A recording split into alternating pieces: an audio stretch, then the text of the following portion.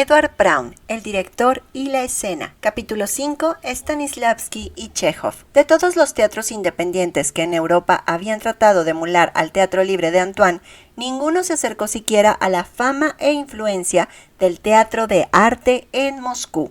Fundado en 1898, funciona hasta hoy en dos imponentes teatros en el centro de Moscú y es universalmente reconocido como el progenitor del realismo psicológico en la escena moderna. Cuando el teatro de arte abrió sus puertas, el teatro ruso estaba tan moribundo como los de Europa, a pesar del hecho de que, en términos de invención estilística y relevancia social, los autores rusos del siglo XIX eran insuperables. La razón principal de que esto sucediera se debía a la existencia, hasta 1882, de un monopolio del Estado que prohibía la existencia de todo teatro público en Moscú y Petersburgo, con excepción de los pocos que se hallaban bajo directo control de la corte imperial. En realidad, esto significaba que solo el Teatro Mali de Moscú y el Alexandrinsky de Petersburgo se dedicaban con regularidad a la representación de dramas. Producción, hasta donde existía, era un problema de discusión entre los actores principales. El director era solo un funcionario que supervisaba los ensayos. Los decorados no eran más que paneles pintados sacados del depósito, más los muebles necesarios. El vestuario era elegido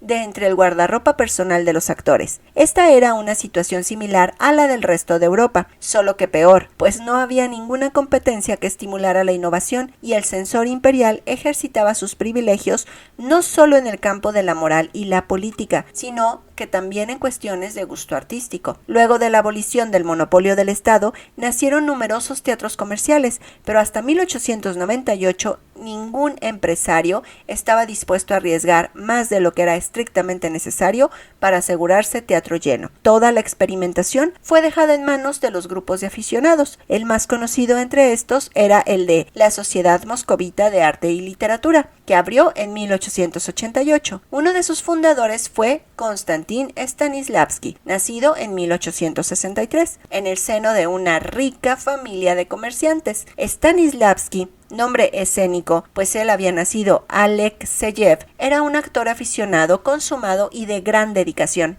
Actuaba en papeles protagónicos en todas las producciones del grupo y desde 1890 dirigió un gran número de ellas.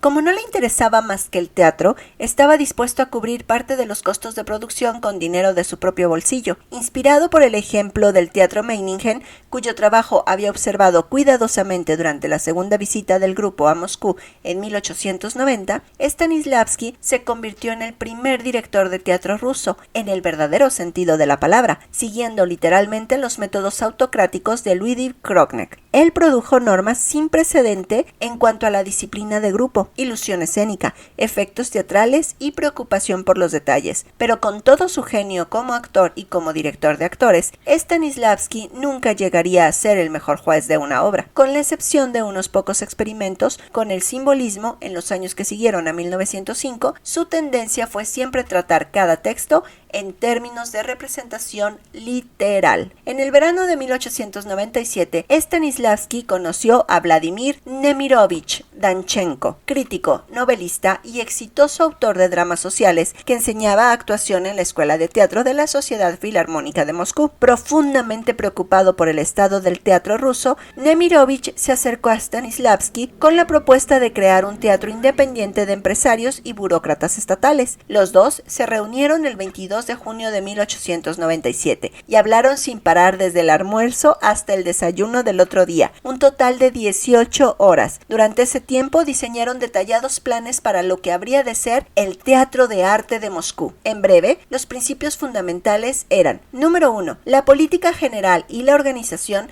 serían determinadas por las necesidades de la obra y de los actores. Número 2. Para cada producción se diseñarían especialmente decorados, utilería y vestuario. Número 3. Las representaciones serían tratadas como una experiencia artística, no como una ocasión social. Los aplausos en las entradas y salidas de actores serían desaprobados. Inicialmente la compañía se llamó Teatro de Arte Popular de Moscú. Popular significaba literalmente accesible a la mayoría. Con esto se quería reflejar la política de mantener un gran número de butacas a bajo precio para estimular la asistencia de un público mayor. En el discurso de apertura a la compañía en 1898, Stanislavski dijo: "Lo que ahora estamos emprendiendo no es simplemente una empresa privada, sino una tarea social. Nunca olviden que estamos luchando por iluminar la oscura existencia de las clases pobres, por darles a ellos unos minutos de felicidad y de elevación estética que los alivie de la lobreguez que los envuelve. Nuestra meta es crear el primer teatro inteligente y moralmente abierto.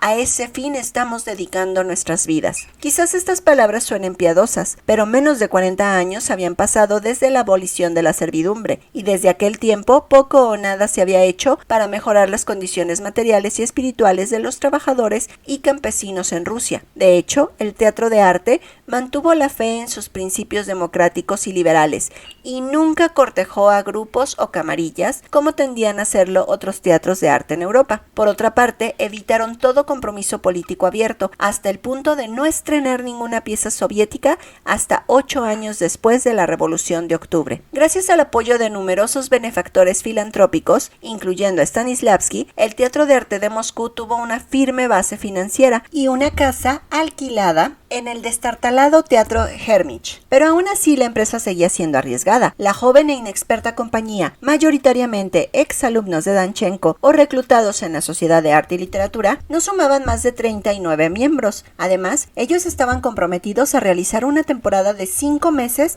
con solo 9 producciones en el repertorio. Al mismo tiempo, otras compañías en Moscú estaban ofreciendo diferentes obras cada ciertos días. Resultó que la compañía pudo sobrevivir financieramente gracias a nuevas donaciones y al éxito de su primera producción, El zar Fyodor Ivanovich, escrita en 1875 y prohibida para la representación pública por el censor hasta ese momento. Se estrenó el 14 de octubre de 1898. Cuando Stanislavski había montado Otelo en la Sociedad de Arte y Literatura en 1896, mostró cuánto le debía a los principios de trabajo del Meiningen, yendo a Venecia para hacer los bocetos del vestuario basado en frescos, comprar mobiliario auténtico, armas y brocados. Un enfoque similar fue adoptado para la producción del zar Fyodor Ivanovich. Además, la obra fue ensayada no menos de 74 veces y contaba con Víctor Simov, un diseñador naturalista de gran talento. El papel de Simov en la evolución del estilo del teatro de arte fue crucial. Desde 1898 a 1906, él fue el responsable de cada una de las producciones de la compañía y en los años siguientes diseñó muchas más, casi hasta su muerte en 1935. En cada caso, trabajó en igual pie con el director, desde los estadios preliminares de la producción. Contribuyó decididamente a fomentar la concepción del decorado escénico como un lugar en que se vive, siguiendo el ejemplo de Meiningen y empleando diagonales y diferentes niveles. Cuando él y Stanislavski comenzaron el trabajo para el zar Fyodor, se zambulleron en cuanto documento y fuente pictórica había disponible. Después, organizaron expediciones a las viejas ciudades de Rostov, Novgorod y Kazán para empaparse de la atmósfera del siglo XVI en Rusia y hacer bocetos, recolectar pieles auténticas, túnicas y antigüedades. Esta llegaría a ser una práctica regular de la compañía. Cuando presentaron El poder de las tinieblas, exploraron la provincia de Tula, fueron a Roma antes de montar Julio César y las pensiones baratas de Moscú antes de los bajos fondos. En otros aspectos, el teatro de arte difería de manera significativa del Meiningen. El trabajo con actores individuales era mucho más cuidadoso y la compañía podía contar con talentos de mucha mayor profundidad. Más aún, Nemirovich Danchenko era un asesor literario de gran sensibilidad. Con todo, en sus comienzos existió la tendencia a camuflar la inexperiencia de la joven compañía con una exagerada atención a los detalles superficiales, tendencia enfatizada por la ingenua fascinación de Stanislavski con los muchos efectos de ilusión que los avances de la tecnología teatral y el ingenio de Simov habían puesto a su alcance. Sin embargo, el nivel de realismo alcanzado por el teatro de arte fue una revelación para el público de Moscú y contribuyó en gran medida a su temprano éxito. No fue una coincidencia que el zar Fyodor Ivanovich, sin ser una gran obra, pero producida con espectacularidad visual, lograra fácilmente un gran éxito popular. Si el zar Fiodor le aseguró a un público al teatro de arte, fue La Gaviota la obra que permitió a la compañía encontrar su identidad. Nemiroch Danchenko, que conocía a Chekhov desde hace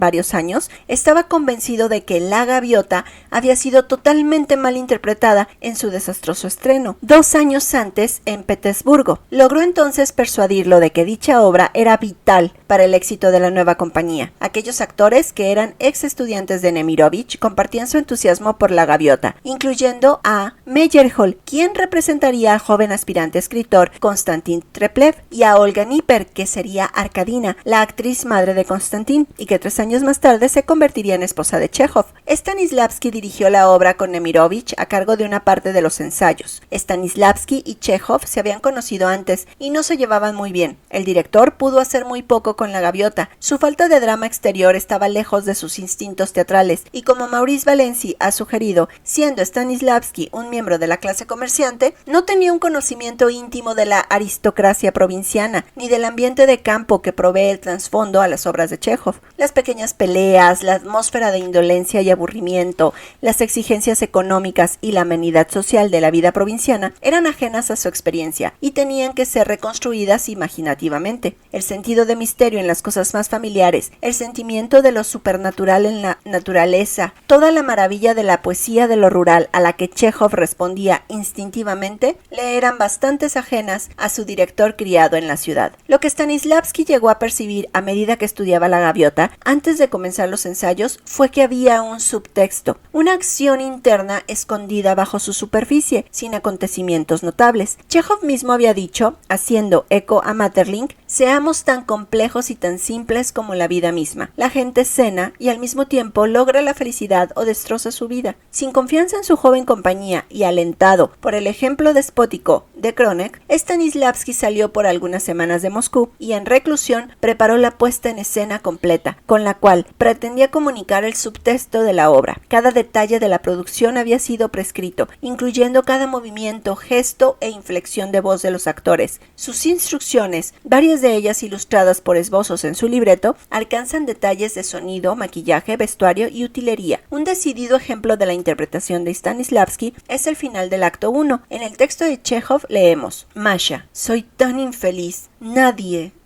sabe cuán infeliz soy. Deja caer la cabeza sobre su pecho suavemente. Amo a Konstantin. Dorn, vaya estado en que se encuentran todos, vaya estado. Y qué cantidad de amor. Oh, lago mágico, tiernamente. Pero, ¿qué puedo hacer, mi niña? Dime, ¿qué puedo hacer? ¿Qué? Telón. Comparece con el libreto de Stanislavski. Dorn. Pero, ¿qué puedo hacer, mi niña? Dime, ¿qué puedo hacer? ¿Qué? Los apuntes de Stanislavski señalan que Masha rompe a sollozar y arrodillándose entierra su cabeza en el regazo de Dorn. Una pausa de 15 segundos. Dorn acaricia la cabeza de Masha. Un vals frenético en el piano de la casa. Aumento de volumen. Sonido de la campana de una iglesia, de campesinos cantando, de ranas, de un ave zancuda, el golpear de un sereno y todo tipo de otros efectos de sonido nocturnos. De manera similar, Stanislavski movilizó todos los recursos del teatro para establecer el clima deseado al comienzo de cada acto. Por ejemplo, cuando la obra empieza cerca del agua en el parque, las instrucciones de Chekhov dicen: el sol recién se ha puesto. Yakov y otros hombres están trabajando en el escenario tras las cortinas. Se les escucha martillar y toser. En el libreto del apuntador encontramos: la obra comienza en la oscuridad, una tarde en agosto. La tenue luz de una lámpara en lo alto de un poste, el sonido distante de la canción de un borracho, el aullido de un perro, el croar de las ranas, codornices, el lento tañer de una campana de iglesia. Todo ayuda al espectador a darse cuenta de la triste monotonía de la vida de los personajes. Relámpago de verano, mientras se desvanece el sonido de un trueno distante. Nemirovich estaba sumamente impresionado con la puesta en escena de Stanislavski, pero ¿cuán cerca estaba ella de lo que Chekhov había concebido? En 1896, Chekhov había escrito a su hermano Alexander: ¿puedes representar una noche de luna escribiendo que un fragmento de botella rota centelleaba como una estrella brillante contra el cubo de un molino y que la silueta negra de un perro o un lobo destelló al pasar? Una imagen bastante similar es usada por Konstantin en el acto 4 de La Gaviota, inmediatamente antes del retorno de Nina, cuando está comparando el estilo literario de Trigorin con el suyo propio. En ambos casos la referencia es a la escritura de cuentos, y el trabajo del propio Chekhov en el género es abundante en ejemplos de imaginería lacónica empleada para comunicar atmósferas o estados del espíritu. Pero sin duda, Chekhov concebía sus obras de teatro y especialmente sus indicaciones escénicas de manera igualmente impresionista. Meyerhold recuerda a Chekhov asistiendo a los primeros ensayos de La Gaviota, preocupado ante la promesa de ranas croando, libélulas zumbadoras,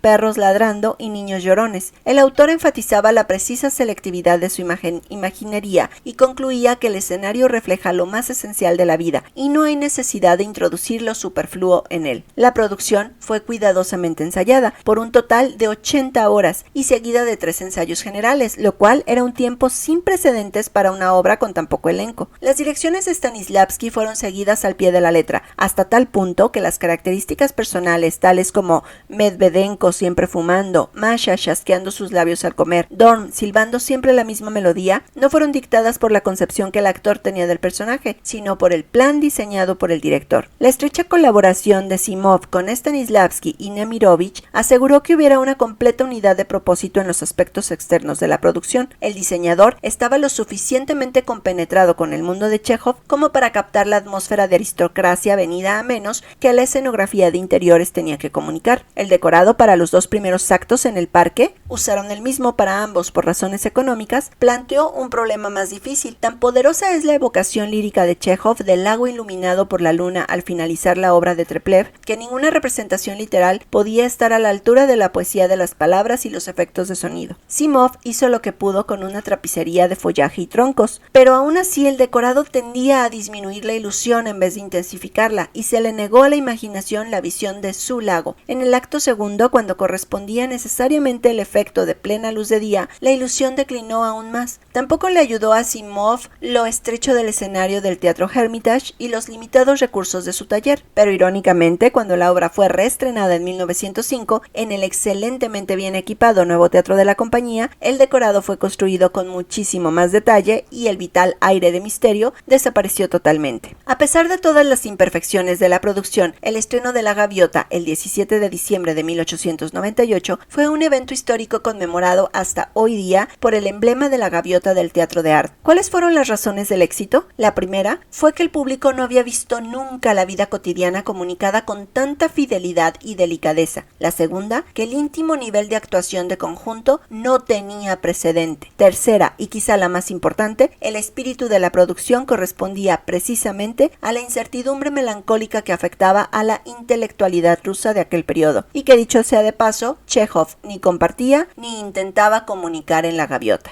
Chekhov no pudo estar presente para la noche de estreno, pues su doctor le había recomendado pasar el invierno en Crimea, pero cuando vio la producción por primera vez la primavera siguiente, en una representación privada especialmente arreglada para él, no quedó muy impresionado. Lo pasmó la histérica interpretación de Nina, y opinó que Stanislavski actuaba a Trigorin como un paralítico, sin ninguna voluntad propia, y que necesitaba una inyección de esperma. Sin embargo, en una carta a Gorky, él concedía que, en general, la obra no fue mala y me atrapó. En algunas partes, apenas podía creer que fuera yo quien la había escrito. Después de la primera noche de ovaciones y las entusiastas críticas que le siguieron, La Gaviota solo tuvo un éxito moderado con el público. Para el verano había sido representada solo 19 veces, en comparación con el zar Fiodor, que había llegado a las 57.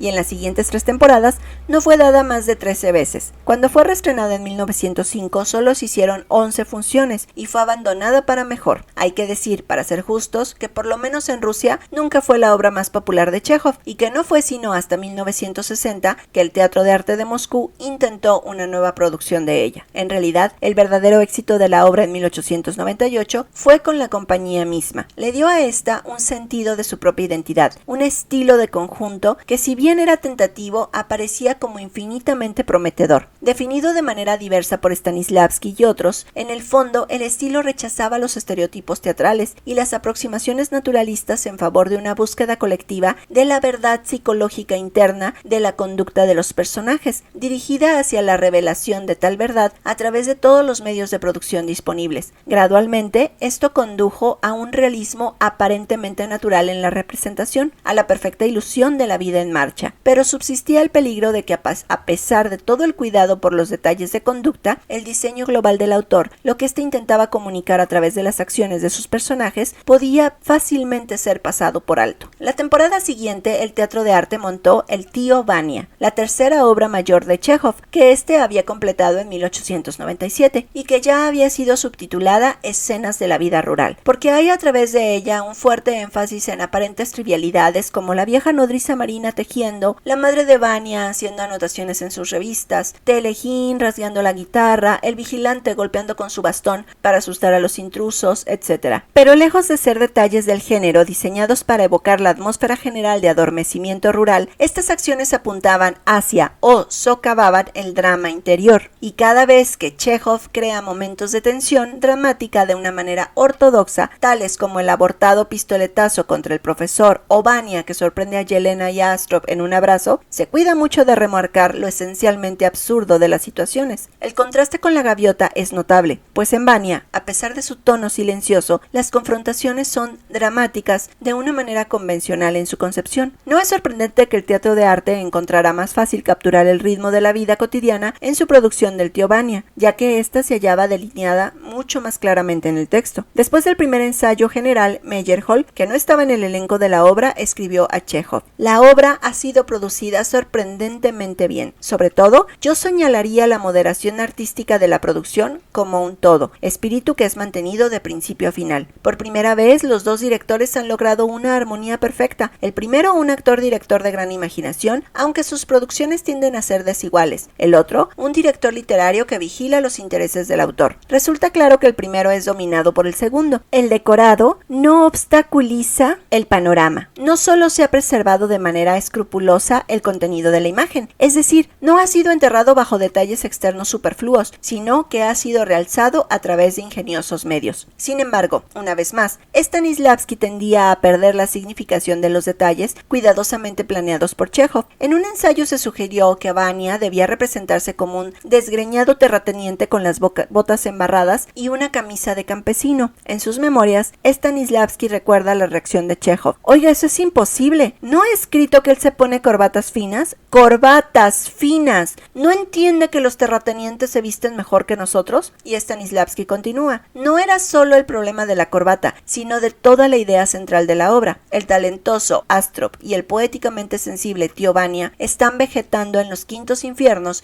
mientras el estúpido del profesor vive en el séptimo cielo en San Petersburgo, y junto a otros de su clase mandan en Rusia. También tenía dificultades contra la sutileza de la ironía de Chekhov y su tendencia a actuar en contra de las expectativas dramáticas convencionales. Durante los ensayos, Olga Nipper, en el papel de Yelena, sentía que Stanislavski, haciendo Astrov, estaba interpretando mal la escena que hacían juntos hacia el fin del acto cuarto, y decidió escribir a Chekhov pidiendo su parecer. Este contestó: a pedido suyo, me apresuro a contestar su carta. Usted me dice que Astrov se porta con Yelena como un hombre apasionadamente enamorado, aferrándose a sus sentimientos como un náufrago a una paja. Eso no está bien, es totalmente incorrecto. A Astrov le gusta Yelena, ella lo atrae por su belleza, pero en el último acto, él sabe que nada resultará de esto y que Yelena desaparecerá para siempre. En esta escena, él le habla en el mismo tono en que menciona el calor en África y la besa con indiferencia, para pasar el tiempo. Si Astrov representa la escena con violencia, toda la atmósfera en el acto cuarto, tranquila y desesperanzada, se arruinaría. De manera similar, cuando vio la producción en la gira de Sebastopol y Yalta en la primavera siguiente, Chekhov objetó la conclusión del acto tercero, en el cual Sonia cae de rodillas mientras dice: padre, usted tiene que tratar de entender, y besa las manos del profesor. No deben hacerlo así, opinó Chekhov. Después de todo, no es un drama. Todo el sentido y todo el drama en la vida de una persona está en el interior, no en lo externo. Ha habido drama en la vida de Sonia antes de este momento, y lo habrá en el futuro, pero esto es solo un incidente como el de los disparos. Con todo, y a pesar de dichas reservas, Chekhov estaba satisfecho con la producción, lo suficientemente satisfecho para abandonar sus dudas previas en lo que se refería a su oficio de dramaturgo, y proponerse a corto plazo una nueva obra de teatro, escrita, esta vez, especialmente para el Teatro de Arte de Moscú. Mientras tanto, después de la entusiasta reacción de la primera noche, Tío Vania enfrentó la respuesta variada del público y los críticos críticos. Muchos de ellos demoraron en reconocer las innovaciones de Chekhov y consideraron la producción deficiente, según las normas teatrales aceptadas. Eventualmente logró restablecerse en el repertorio de la compañía y al final superó con creces la popularidad de La Gaviota. Y a pesar de todas las objeciones de Chekhov a Stanislavski como actor, este hizo crecer el papel de Astrov hasta el momento en que fue considerado como su misma encarnación. Para el momento en que el Teatro de Arte representó Las Tres Hermanas en enero de 1901, la compañía estaba bien establecida y contaba esencialmente con los mismos actores que la habían formado en 1898 y con unas 15 producciones a su haber. Estas incluían trabajos de Ostrovsky, Hauptmann e Ibsen, así como también de Chekhov y Alexei Tolstoy. Sin embargo, Las Tres Hermanas fue la primera obra que Chekhov escribió especialmente para el Teatro de Arte, y varios de los papeles habían sido concebidos teniendo en mente algunos de los actores. Por ejemplo, Vershinin para Stanislavski y Masha para Olga Nipper. Aún así, Chekhov padeció de sus habituales dudas y demoró nerviosamente el borrador final. En septiembre de 1900, escribió a Olga Nipper desde Niza: 4 roles femeninos de responsabilidad, 4 jóvenes educadas. No puedo dejárselas a Stanislavski con todo mi respeto por su talento y comprensión. Tengo por lo menos que pegar una mirada a los ensayos. De manera similar aconsejó a Olga no representar a Masha demasiado desdichada, porque las personas que han sido desdichadas por mucho tiempo y que se han acostumbrado a ello no pasan más allá de silbar y a menudo quedarse absortos en sus pensamientos. En el momento que Chekhov regresó a Moscú en octubre, había abandonado toda esperanza de terminar Las Tres Hermanas para esa temporada, pero el Teatro de Arte insistió y al final de mes hubo una primera lectura del borrador. La insistencia de Chekhov de tratar la obra como una comedia dejó a la compañía estupefacta y el autor enojado por la falta de comprensión de aquellos. Mientras el grupo luchaba con el texto, Chekhov lo revisaba permanentemente. Cuando regresó a Niza en diciembre, el acto tercero y el cuarto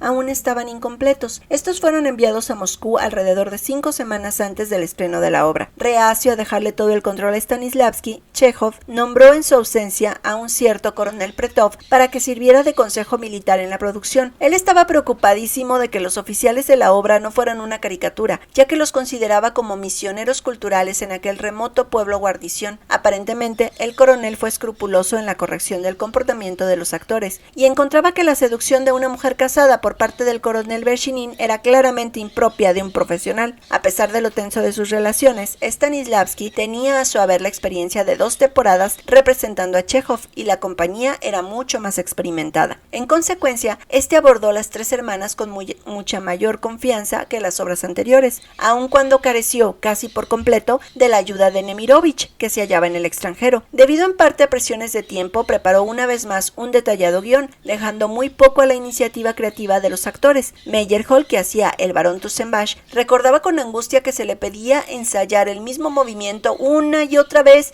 sin ninguna indicación del director acerca de las motivaciones. Los ensayos transcurrían con lentitud y la obra se negaba porfiadamente a cobrar vida. A pesar de la ingeniosa interpretación de cada uno de sus componentes, la totalidad parecía carecer de sentido. Para usar los términos que Stanislavski definiría luego en su sistema, este había fracasado en capturar la idea dominante de la obra, la cual daría a cada actor la clave de la acción completa de su personaje. Él describe en Mi vida en el arte el incidente que durante un ensayo le reveló la idea dominante en Las Tres Hermanas. 2 o 3 lámparas eléctricas arrojan una luz tenue. El escenario estaba en la semipenumbra. Yo sentía que nuestra situación era desesperada. Mi corazón latía rápido. Alguien comenzó a arañar la banca en que estaba sentado y el sonido era como el de un ratón. Por alguna razón pensé en un fogón familiar y una sensación de suave tibieza me embargó por completo. Entonces percibí verdad y vida y mi intuición comenzó a trabajar. Por supuesto que también es posible que el sonido de un ratón rasguñando,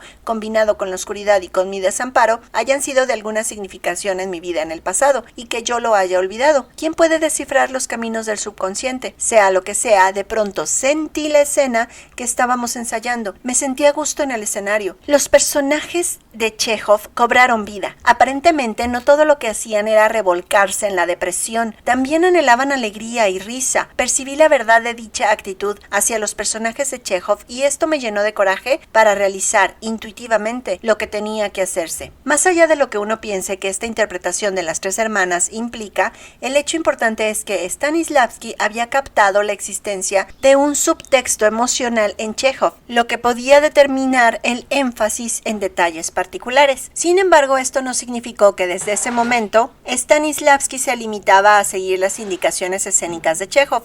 Su guión nos muestra que construyó un complejo esquema para expresar la lucha entre la búsqueda de la felicidad y la envolvente amenaza del filisteísmo pequeño burgués. Así, en contraste con el temple dominante de celebración y optimismo del acto 1, he aquí el comienzo del acto 2. Está oscuro en la sala, el fuego en la chimenea se ha casi consumido, solo un rayo de luz viene de la puerta que da a la pieza de Andrei. De vez en cuando la sombra de Andrei vacila en la franja de luz. Este camina de aquí para allá en su cuarto, rememorando sus lecturas. Se pueden escuchar los pasos de Andrei, así como el sonido de conversación, la voz baja y monótona, la tos ocasional, suspiros, el sonarse la nariz, el arrastrarse de una silla. Se hace el silencio. Él se detiene junto a su mesa y hojea una libreta, sonido de las páginas. Quizá un sonido que insinúe un llanto. Otra vez alguien se suena la nariz, pasos y un murmullo bajo, la sombra de Andrei sobre el escenario. La lámpara está a punto de apagarse en el comedor. Fulgura, comienza a morir de nuevo. Las ventanas están congeladas, hay nieve en los techos, afuera está nevando, una tormenta. El piano ha sido cambiado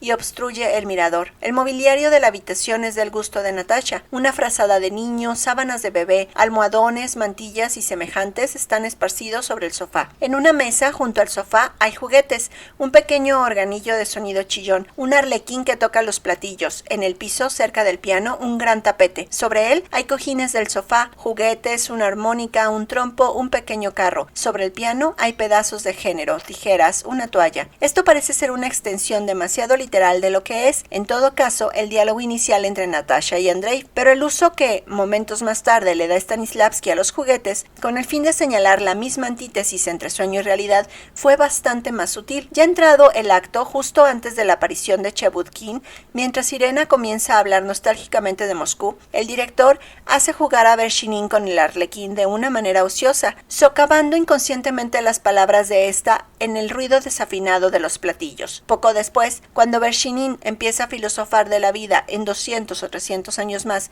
sus pensamientos son puntuados por los chirridos del organillo que Tusenbash hace funcionar. En el acto cuarto, Andrei deja a sus hermanas en el jardín para encargarse de los papeles que Ferapón le ha traído para enfrentar el repugnante asunto de Natasha, su vulgar amante, Protopopov, y el consentido Bobik. Cuando Natasha dice, diga hola, tía Olia, Stanislavski intercala una carcajada en un bajo profundo, obviamente de Protopopov, y el sonido del niño jugando con una pelota que da bote y cae al jardín, de donde la retira una niñera. Incluso había contemplado la posibilidad de introducir a Protopopov en persona por un breve momento a recoger la pelota. Este sería un papel maravilloso. Imagínese, de pronto un hombre gordo con un cigarro entre los dientes saltaría inesperadamente del balcón, podría correr detrás de la pelota agachándose varias veces, pues sería incapaz de recogerla de una vez. Luego de esto, desaparecería para siempre con la pelota. Así, Stanislavski intentaba interrumpir momentáneamente la atmósfera de despedida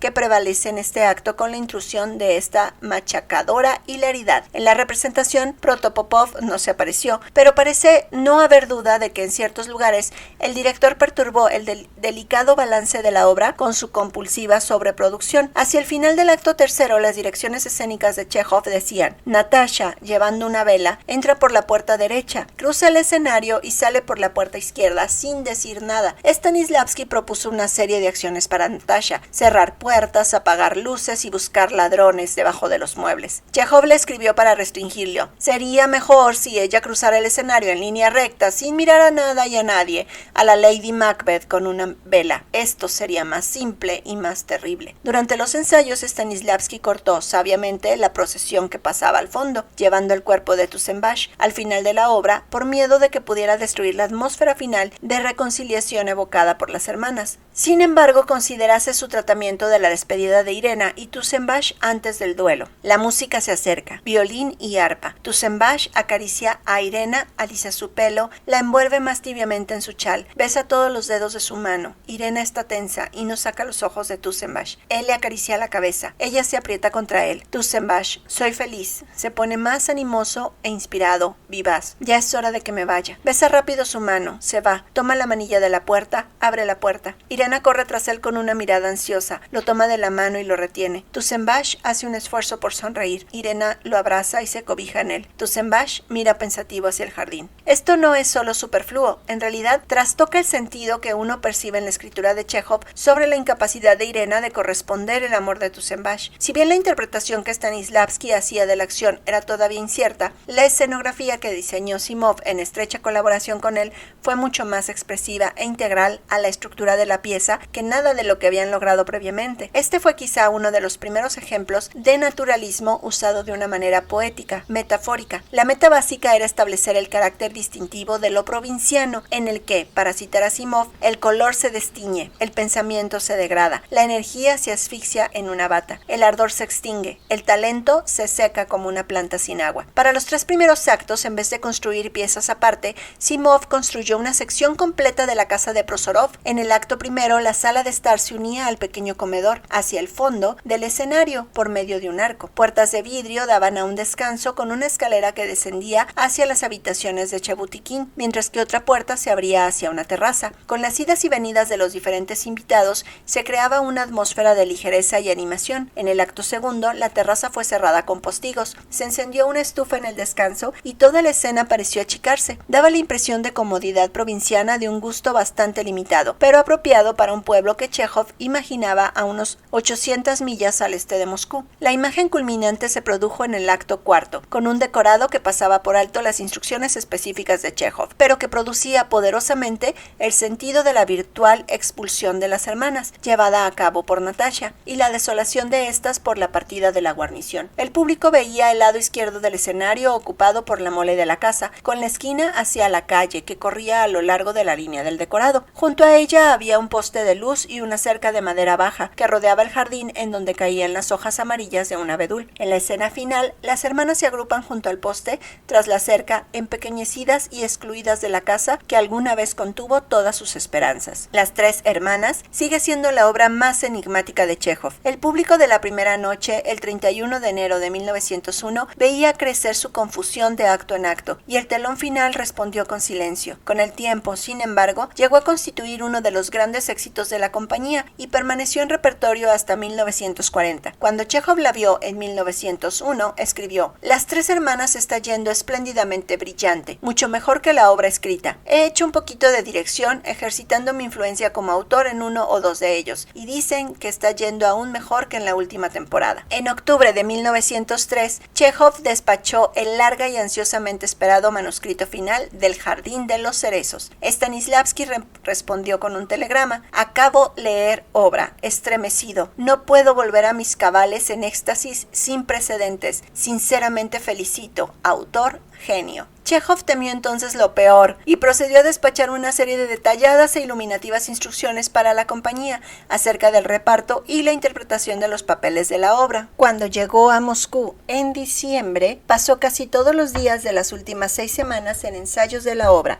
La última colaboración entre Chekhov y Stanislavski distó mucho de ser armoniosa. Nemirovich permaneció en el trasfondo, negándose a mediar. Él mismo estaba reñido con Stanislavski por una serie de problemas, especialmente por la división de responsabilidades directoriales en el teatro. Chekhov fue incapaz de convencer a Stanislavski de que viera la obra como una comedia, que a veces es casi una farsa. Stanislavski sentía demasiado profundamente la emoción del viejo orden, que desaparecía, y discutía que es una tragedia. No importa qué solución haya usted encontrado en el segundo acto para mejorar la vida. Chekhov replicó que no había gente lacrimosa en su obra. ¿Quiénes podrían ser? Varia es la única, porque Varia es una llorona por naturaleza, pero sus lágrimas no deberían angustiar al público. El desacuerdo no fue resuelto, y 3 meses después del estreno, Chekhov todavía se quejaba a Olga Nipper acerca de la descripción en los afiches de la obra como un drama. Stanislavski merece compasión. Después de la visión del jardín que Chekhov evoca en el acto 1, es difícil no conmoverse ante los sonidos de su destrucción en el acto 4, cualesquiera que sean las implicaciones de despilfarro y explotación que el cerezal llevara en sí mismo. Al parecer, Stanislavski manejó la producción con cierta incertidumbre. En algunas partes mejoró positivamente las intenciones de Chekhov, mientras que en otras parece no haber comprendido en absoluto el verdadero sentido del texto. Una importante modificación propuesta por Stanislavski Stanislavski y que de hecho fue incorporada por Chekhov en la versión final publicada, fue la ubicación del acto final en el mismo cuarto de los niños que vemos en el acto 1, en vez de en un cuarto cualquiera de la casa. Así, fueron Stanislavski y Simov los responsables del agudo efecto de vacuidad opresiva que el texto prescribe y que surge con fuerza del contraste con el sentimiento de la vida que retoma en el acto 1. En el acto 3, en vez de tratar la fiesta como una oportunidad para llenar el escenario de extras, como lo habría hecho indudablemente algunos años antes, Stanislavski comunicó la atmósfera chejoviana con total exactitud, dice en su libreto. Una fiesta completamente abortada, muy pocos invitados. A pesar de todos los esfuerzos, solo han podido arrastrar al jefe de la estación de trenes y al empleado del correo. El silencio ha predominado esa noche, por lo que más bien parece que hubieran venido a un funeral. Tan pronto termina un baile, ellos se detienen y se dispersan hacia sus asientos junto a la pared. Se sientan y se abanican. En el momento en que alguien rompe el silencio, ya sea corriendo por la habitación o empezando a hablar, los demás se sienten avergonzados y el revoloteo siente de manera inmediata la culpa de causar alboroto, por lo que el silencio se hace más profundo y la vergüenza mayor. En la escena final del acto, después de la bamboleante retirada de Lopakin, donde Chekhov dice «la orquesta toca suavemente», Stanislavski contrapunteó las amargas lágrimas de Ranevskaya y los triviales consuelos de Ania, con los gritos de borrachos emparrandados viniendo desde afuera del escenario, en un intento consciente de producir el sentido chejoviano de áspera tragicomedia. Por otra parte, el acto 2 era completamente ajeno a lo que Chekhov tenía en mente. Esto se debió más que nada a que Stanislavski y Simov quisieron elaborar los detalles de la escenografía que aquel había señalado, rompiendo de esta manera el delicado equilibrio del contrapunto. Chekhov pretendía que la corrida de postes telegráficos, el pueblito en el horizonte y el santuario abandonado hacía tiempo expresaran la intrusión de la nueva era industrial. Al mismo tiempo fue enfático en relación a que la escenografía debía ser un paisaje de estepa, chato bajo el vasto cielo, para subrayar la diminuta estatura de los personajes y sus ambiciones. Por esto, en un momento, Lopakin dice: «Oh Dios, nos has dado grandes bosques, inmensos campos, vastos horizontes. Seguro que deberíamos ser gigantes viviendo en un país como este». Ignorando la profundidad expresiva de esta metáfora visual, Stanislavski se concentró en motivar a sus actores para crear ese tipo de cuadro encantador de la Rusia central del estilo de los Levitan, un pintor amigo de Chekhov. Descontento con la banca vieja del autor, Stanislavski la sustituyó por un campo segado y un pequeño montón de heno, sobre el cual se realizó la escena del grupo de paseantes. Esto es para los actores, les ayudará a entrar en el espíritu de su papel. En contraste con la escena de la fiesta descrita anteriormente, lo que le preocupa en esta son los personajes individuales, por lo que el sentido general de la obra sufre las consecuencias. Respecto a los postes de telégrafo y el santuario abandonado, Stanislavski escribió a Chekhov: «Esperamos que la escenografía sea un éxito. La pequeña capilla, la hondonada, el abandonado cementerio en medio de un oasis de árboles en la estepa abierta. El lado izquierdo y el centro no tendrán bastidores. Solo se verá el horizonte lejano. Este será producido por una simple cortina de fondo semicircular con aditamentos, para producir una perspectiva mayor. En la distancia usted verá el brillo de una corriente de agua y una casona en una pequeña elevación, postes telegráficos y un puente de ferrocarril. Dejemos que el tren pase y lance humo en una de las pausas. Esto podría salir muy bien. Antes del crepúsculo habrá una pequeña visión del pueblo y hacia el final del acto, neblina. Esta será particularmente densa en la parte del foso frente al escenario. Las ranas y las aves zancudas cantarán al final del mismo acto». Una vez más, la fascinación con la nueva tecnología del naturalismo era demasiado fuerte para ser resistida por Stanislavski. En una ocasión, Chekhov le dijo a alguien, mientras Stanislavski escuchaba: «Voy a escribir una nueva obra que comenzará con el personaje diciendo: ¡qué maravillosa quietud hay aquí! No se escuchan ni pájaros, ni perros, ni cuchillos, ni lechuzas, ni ruiseñores, ni relojes, ni cencerros y ni un solo grillo». En sus memorias, escritas 20 años después, Stanislavski registra con indulgencia este episodio, pero en su momento, él parecía tener bastante poca consideración por el instinto teatral de Chekhov. En 1930, Nemirovich Danchenko escribió: «Nadie niega que nuestro teatro fracasó en su intento de captar toda la significación de Chekhov, de las la sensibilidad de su estilo y de sus bosquejos increíblemente delicados. Chekhov refinó su realismo hasta el punto de que se hizo simbólico, y esto fue mucho antes de que nosotros tuviéramos éxito en comunicar la sutil textura de su obra. Quizá el teatro lo trató demasiado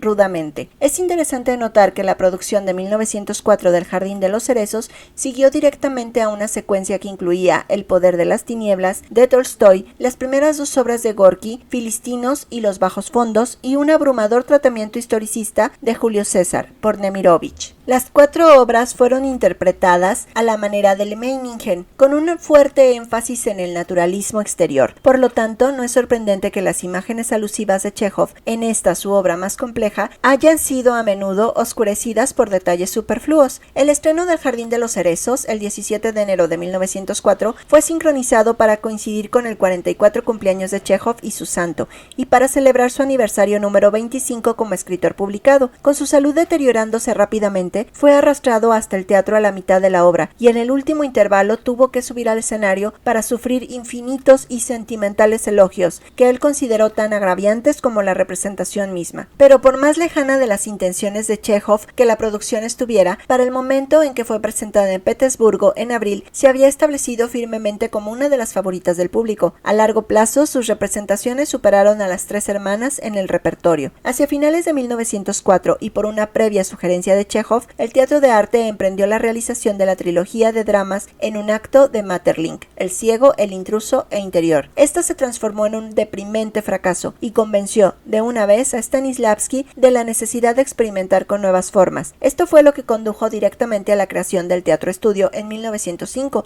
bajo la dirección de Meyerhold. Aún después del fiasco del estudio, el Teatro de Arte continuó llevando adelante una serie de producciones simbolistas de Ibsen, Leonidas Andreyev, Maeterlinck y Hamsun para buscar nuevos medios de expresión, influenciados incuestionablemente por los trabajos que Meyerhold realizara en Petersburgo entre 1906 y 1907. La colaboración de Stanislavski y Edward Gordon Gray en la producción de Hamlet constituyó la culminación de este periodo de la historia del teatro de arte. La obra se llevó al escenario en 1912. Con el tiempo, sin embargo, Stanislavski se convenció de que tanto su trabajo con los dramas simbolistas como en sus tempranas producciones naturalistas de la obra de Chekhov y otros autores, la compañía se había concentrado mucho en los elementos exteriores y había descuidado el analizar de manera adecuada su trabajo como actores. En 1906, después de la primera gira al extranjero del teatro de arte, Stanislavski pasó el verano en Finlandia, reflexionando sobre sus experiencias como actor y director, y tratando de establecer leyes de causa y efecto que pudieran reemplazar el azar de la inspiración en la creación de un papel. Él recuerda que la primera vez que presentó al Dr. Stottman en Un enemigo del pueblo, se inspiró en la memoria de un amigo que había rehusado comprometer sus principios, y esto lo había conducido a la destrucción. En el escenario, esta memoria emotiva produjo invariablemente en Stanislavski el estado creativo necesario para representar el personaje de Stockman. Sin embargo, se dio cuenta de que con el paso del tiempo él había olvidado esos recuerdos vivos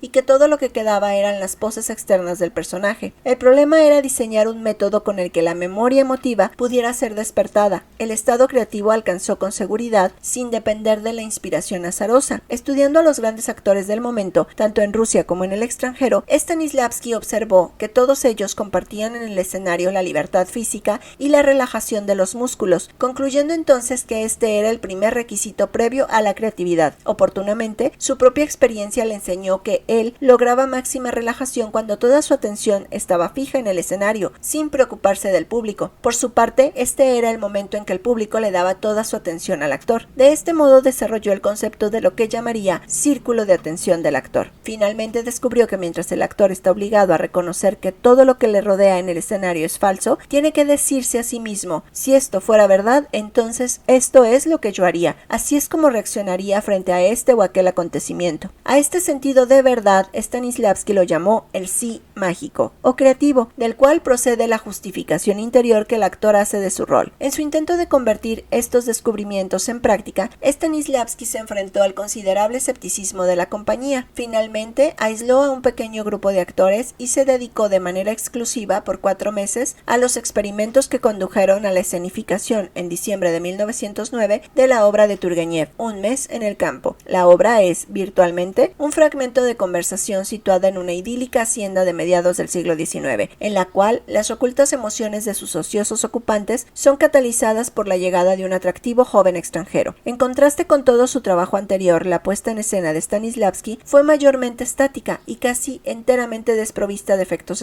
exteriores. La inmovilidad de la producción fue enfatizada aún más por la escenografía diseñada por Dubezhinsky, totalmente distinta al trabajo de Simov. Esta era una estilizada evocación del periodo, un espacio restringido y simétrico que mantenía a los actores sentados en un semicírculo la mayor parte del tiempo. Una vez más, el parecido con los métodos desarrollados por el Meyerhold en Petersburgo era innegable. Sin embargo, la meta era diferente. La atención del público no se concentraba en el diseño rector de la producción, sino en la caracterización y la delicada interacción de las emociones comunicadas por el simple gesto y la expresión facial. Cuando Un mes en el campo fue presentada al público, todos reconocieron que esta era una de las producciones más delicadas de Stanislavski. Aún así, esto no fue suficiente para atraer a la mayoría de los miembros de la compañía hacia sus nuevas ideas, las cuales no habían sido claramente formuladas y a menudo eran oscurecidas por su propio dogmatismo. Por años, Stanislavski fue un extraño en su propio teatro, alejado de la compañía y en difícil relación con Nemirovich Danchenko, quien había asumido mayores responsabilidades como director. El sistema, Stanislavski como le llamaría, fue el producto de un intenso trabajo experimental en un teatro virtualmente separado, el primer estudio del Teatro de Arte de Moscú, que fue abierto por Stanislavski en 1912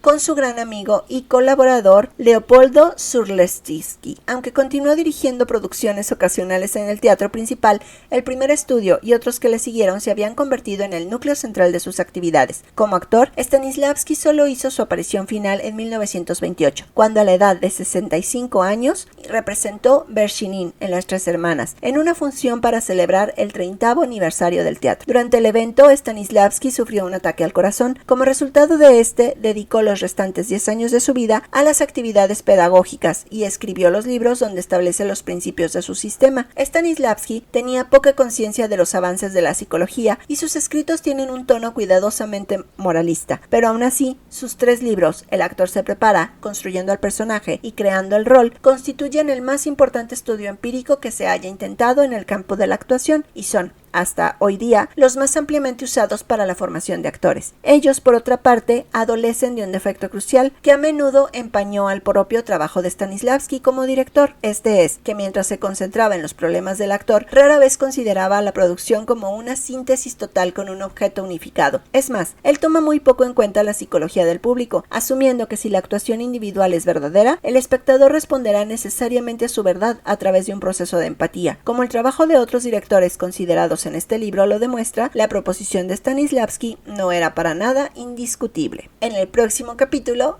Edward Gordon Craig.